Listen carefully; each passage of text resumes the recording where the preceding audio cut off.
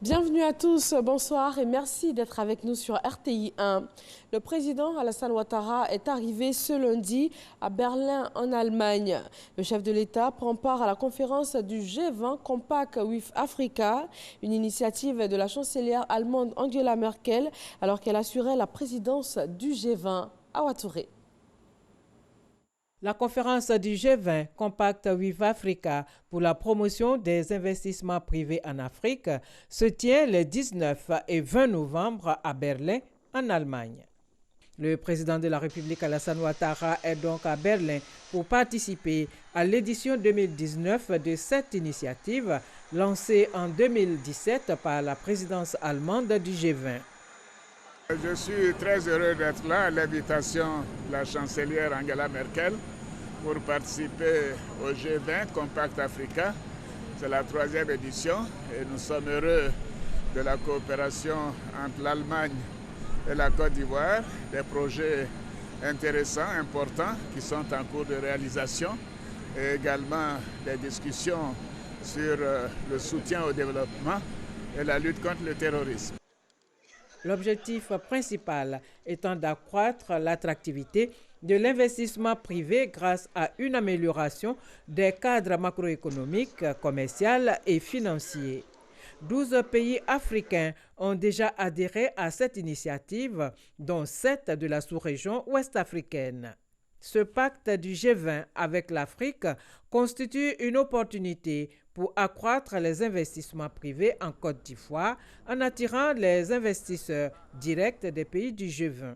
En plus du compact global, la Côte d'Ivoire a signé un compact bilatéral avec la République fédérale d'Allemagne le 12 juin 2017. Un compact bilatéral qui fixe un cadre de coopération dans le secteur des énergies renouvelables ainsi que le partenariat technique et financier entre les deux pays. C'est dans ce cadre que la Côte d'Ivoire a obtenu notamment le financement des projets dans le secteur des énergies renouvelables à hauteur de 65 milliards 59 millions de francs CFA et la construction à Boundiali d'une centrale solaire d'une capacité de 37,5 MW. Direction le Sénat à Yamoussoukro, la capitale ivoirienne. Face aux sénateurs ce lundi, le ministre du Commerce et de l'Industrie, Souleymane Diarra Souba, a défendu et obtenu l'adoption de 2 projets de loi. Le premier, relatif au système national de métrologie, vise à introduire dans l'économie ivoirienne une structure unique pour la mesure et le contrôle de la qualité, la quantité et le prix des produits. Le second, pour modifier l'ordonnance de 2013 relative à la concurrence, qui vise à réglementer les prix des produits et services de première nécessité. La Banque centrale des États de l'Afrique de l'Ouest, BCEAO, a lancé ce lundi la semaine de l'inclusion financière dans 8 États membres de l'UEMOA. On enregistre des avancées notables en matière d'inclusion financière en Côte d'Ivoire. 4 jours avant l'ouverture officielle du SARA, le Salon international de l'agriculture et des ressources animales d'Abidjan, le ministre Moussa Desso a effectué une visite à des acteurs du secteur qui vont prendre part à l'événement.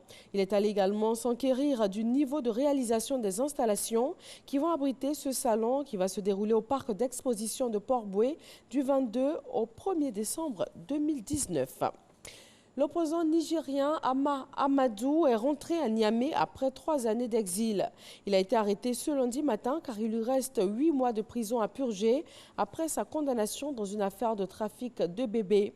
Il avait commencé à purger sa peine avant son évacuation sanitaire en France en 2016. Ama Amadou va-t-il bénéficier de la grâce présidentielle? Pourra-t-il se présenter à l'élection présidentielle comme le souhaite son parti? Des questions qui restent posées en ce moment dans le pays. Le Forum international de Dakar se tient aujourd'hui et demain 19 novembre dans la capitale sénégalaise. Le président mauritanien Mohamed Ould Ghazouani est l'invité d'honneur cette année. Les spécialistes et experts du continent sur les questions sécuritaires débattent durant ces 2 jours des stratégies mises en œuvre par les États africains afin de faire face aux attaques terroristes. Celles-ci se sont accrues au cours des dernières années, plus particulièrement dans les pays sahéliens. Et puis la Chine qui ne veut plus recevoir de déchets venant d'autres pays. Cette décision est récente car la deuxième économie du monde est considérée comme des matières premières convertibles en énergie. En janvier dernier, la Chine, plus gros importateur, a cessé d'acheter la plupart des déchets recyclés après 25 années d'encadrement du recyclage. Cette décision a eu raison d'une industrie de recyclage d'une valeur estimée à 200 milliards de dollars, avec des conséquences majeures pour les deux côtés du monde. Des tonnes de déchets se sont déjà accumulées en Californie, au Royaume-Uni ou encore en Australie et ailleurs, alors que les pays exportateurs parcourent le monde à la recherche de nouveaux acheteurs. Et voilà pour ce Flash Info. Merci de l'avoir suivi. On se retrouve à 20 h.